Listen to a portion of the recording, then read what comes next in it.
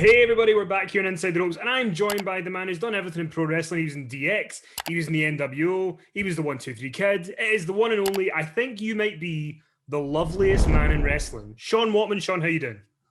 Wow, that's a really nice thing to say, Kenny. Thank you, man. I think you are Great, man. I'm doing great.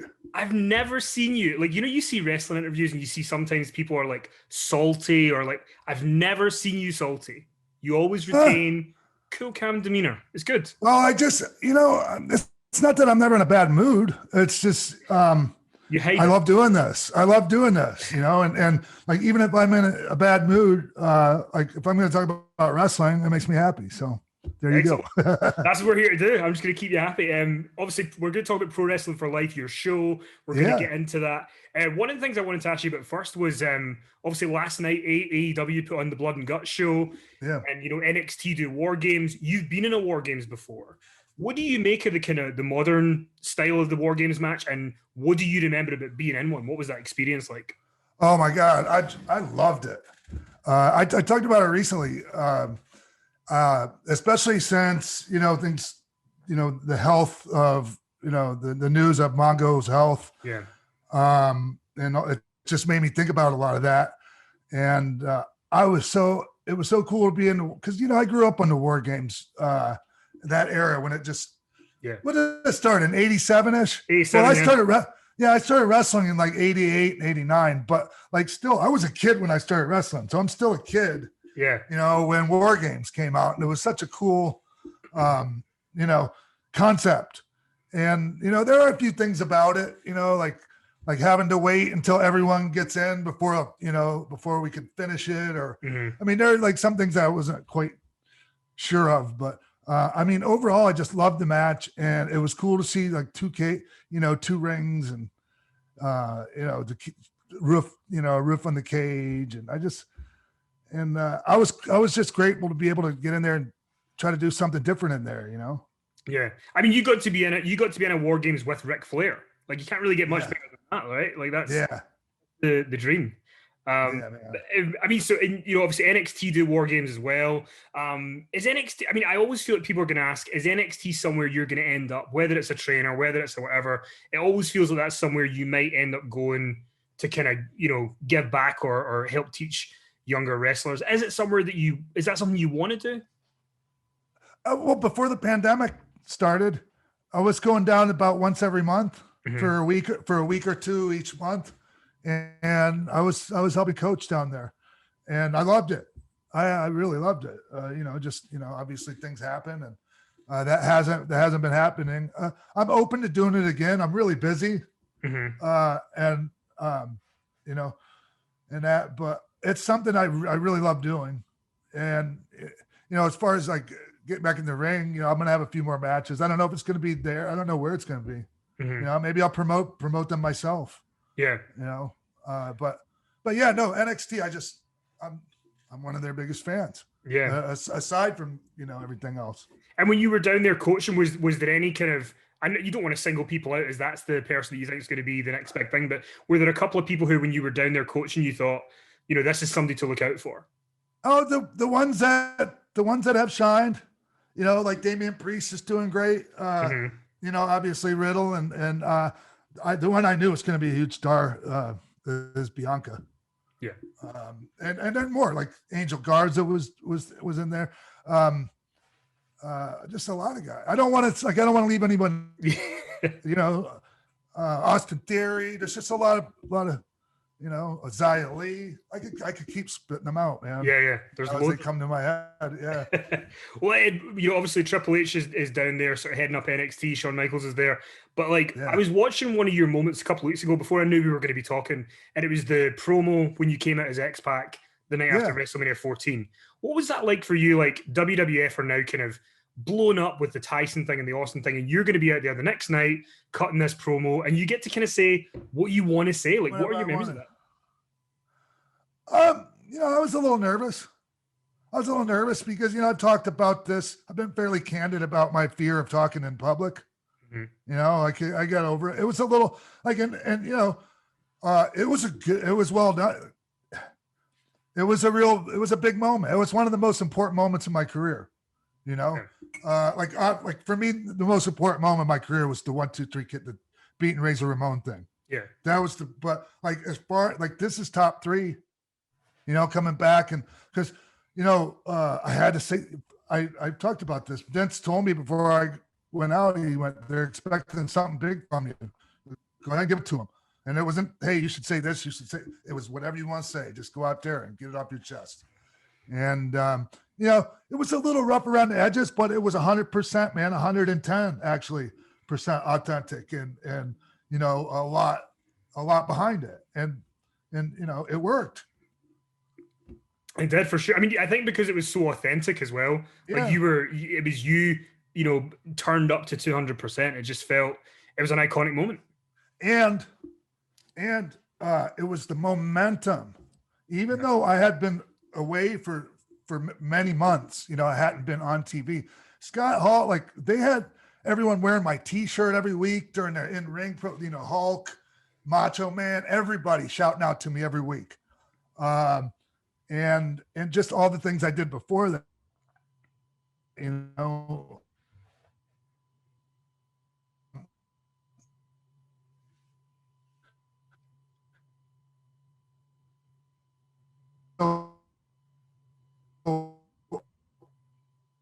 I was used that hello. Hey, so I lost it. It stalled a little bit there midway through the answer. Sorry. Hello. Hey, can you hear me now? Okay. Yeah. Hey, you want to ask me? Yeah, I can. Can you hear me? Yeah. If you just go. Can you hear me? Yeah. Can you hear me? Okay. Yeah, man. Can you hear me? Yeah. If you just go from, yep. I got you talking about, they were wearing your shirts in WCW. So just kind of go from there, if you can. Yeah. Yeah. So, yeah, Scott had everyone wearing my shirts and shouting out to me every week. Oh, we miss you, Six-Pack. And, whether it was Hulk, Macho Man, Dusty Rhodes, even one week, man. So that kept me pretty over. Yeah. On TV. And so like, I had some really good NWO momentum coming into that thing, and we used it, for the second version of DX, So yeah, it was great. It was great. Well, one of the things I wanted to ask you about was you were in WWF when they bought WCW. They do the Invasion thing, and like from a fan's perspective, I think they were disappointed because they didn't have the big names till the next year when Hogan, Hall, and Nash came in. What do you remember about being in WWF the summer of 2001? They're doing the Invasion, and they can't really do it the way that the fans would maybe hope that they would. What are your memories of that? Like if I'm gonna be 100% honest, it was kind of like a letdown. It was hard to get really excited about it. We were happy for Vince. Well, I'm not saying everyone was happy for Vince, like because obviously there went the biggest competition, and like the only other big major buyer for professional wrestlers on the market, right? Yeah. So, but it was just. Like I said, we were happy for Vince, but that thing, I don't know. They did I guess I would like to say they did the best they could with it, but I mean, I don't even know. I mean, the next year you got to be with the NWO. They kind of redid the NWO again. You got to be involved with that. It felt like that was when things really, things started happening the next year when they were able to bring in, Nash and Hall, Hogan.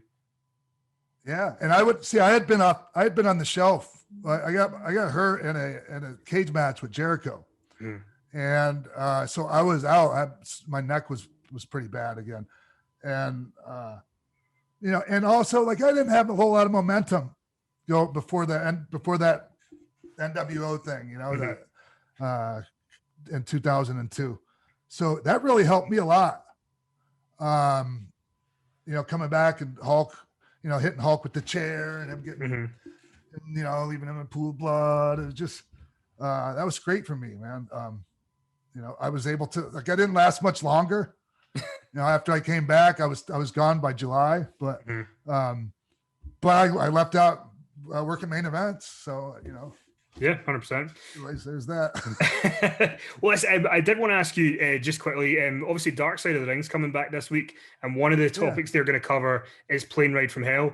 I mean, is Plane Ride from Hell one of those things that's kind of, has the mythology of it become bigger than it was, like, or is it something that was is it as bad as people talk about it being? What do you think about the Plane Ride from Hell generally? I mean, a lot of it was just, you know, I don't know, man. Like, I was just us acting up and having a good time, and some of it going too far. But you know, I mean, I've heard things that happened that, you know, it was just in no one's book is some of that stuff okay. Like, I don't know, man.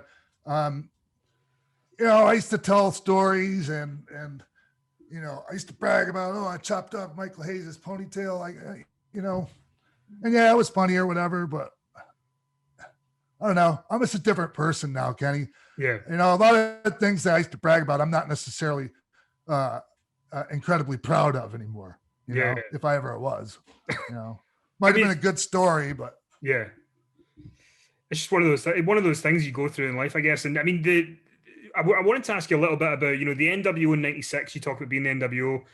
What was that like in '96 when you were there? It's just, you know, it's starting out. It's you and Hogan, Hall, and Nash. Did you guys feel that it was going to be as big as what it was at that time? Like, did you get it at the time that it was this iconic thing? Yeah. And you know, so like I didn't end up coming in as soon as I was supposed to.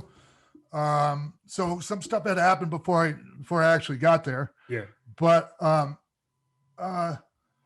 yeah, I knew immediately as soon as Scott made his appearance, you know, I knew it was something huge. Mm-hmm. And when once I got there and once I debuted on WCW Nitro and, you know, was in the NWO mix, man, that was unlike anything I'd ever seen. It was like when we would go overseas, we were treated like rock stars, right? Like when we would come over there, you know, where you're at, you know, I mean, and it was like that back in the States. It hadn't been like that the whole time, you know, I mean, maybe Hulk and, you know, Mach and guys like that, they were used to it from the big boom that they were, you know, heading up. But yeah, that was my first real taste of, and then it got even bigger when I went back to WWE, the DX thing. Yeah, you're in this rare spot where you were in both. You were in both of them when they were big. Like, there's not a lot of people who were in both, you know, in those kind of original incarnations when it was hot. I know, right? I've been very fortunate, man. I've been in the right place at the right time more than once. Well, I think your talent's what got you there. But sure, yeah, but I mean, those things are important, man. Yeah, you can have all the talent in the world, and you know, all the other variables, and if you're not in the right place at the right time, yeah. You know? I also wanted to ask you about, obviously, your show, Pro Wrestling for Life, over there. So, I mean, in terms of doing the show, what are your sort of plans for, in case people haven't checked it out yet, what do you want to do with it? Do you want to talk current wrestling? Do you want to talk past? Is there any topics or guests that you really want to sort of delve into? So how the show is right now is up on the front end of the show, you know, talk a few current events, you know, maybe a few things that are like topical. And then, you know, I have a retrospective segment where, you know, I bring on someone such as yourself, or like this week it's Conrad Thompson talking about Slamboree 97. Yeah. Where, you know, it's Scott Kevin I versus Piper, Flair, and Green. So that was really fun. So I love doing that. Because, you know, there's, you know, they come on and just pick a specific moment or match or something from my career, and there's a few of them to choose from. So, you know, so I have a great time talking about it. You know, and it's next week John Arezzi will be on. And how do you I'm sorry, Ken. Also, like one of my favorite parts is we have a game show segment. We do it towards the end of the show. Right. And, you know, I always wanted to kind of do that just to interact with the people. Like, it's great that people listen and they watch the show. But like, it's, you know, I'd like to interact with them.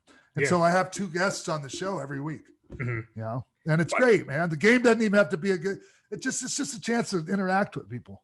Yeah, for sure. Well, how do you kind of balance the idea that, like, you know, you're old school because you've been in the past, but you follow what's going on today? How do you kind of balance the old school mentality, but also with, you know, covering, you know, current stuff, whether it's like, you know, the Young Bucks or whatever? Like, where do you sit in terms of the old school mentality?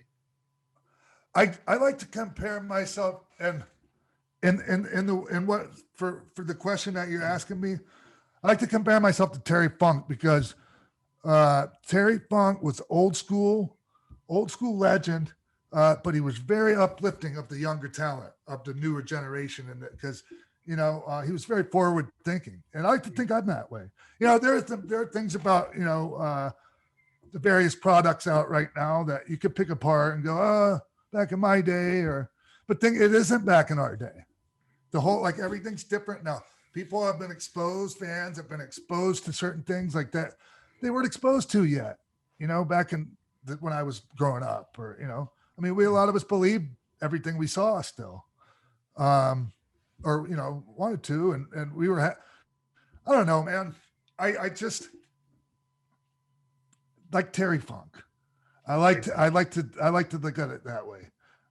It's talent, like, it's, I don't know, man. You just telling everyone, "Oh, you're killing the business," and it's the business doing okay.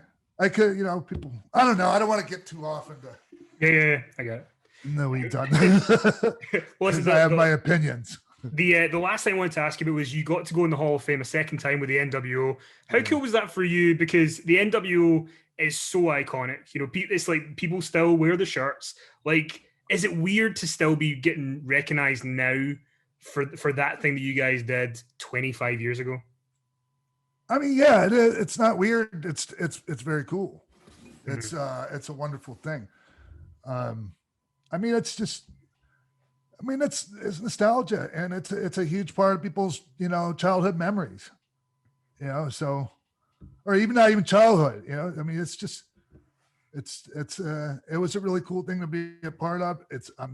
Look, man, since we're talking about that, there are a lot of guys that deserve to be up there with me. Mm-hmm. You know, guys like Scott Norton, and you know, say what you want, but like the Buck Bagwells, and you know, a lot of guys that really were important, you know, and they didn't get recognized up there on, you know, on stage, and especially like the one that comes to mind for me is Scott Norton. Yeah. Well, listen, you gave him a shout out here. He's people should go check him out if they've not seen his stuff. He was great. Well, listen, people can check out Pro Wrestling for Life. We'll have a link below as to how they can check out the show. Well, Sean, thank you so much for taking the time. Really appreciate it. Thanks, Kenny. Have a good day, man.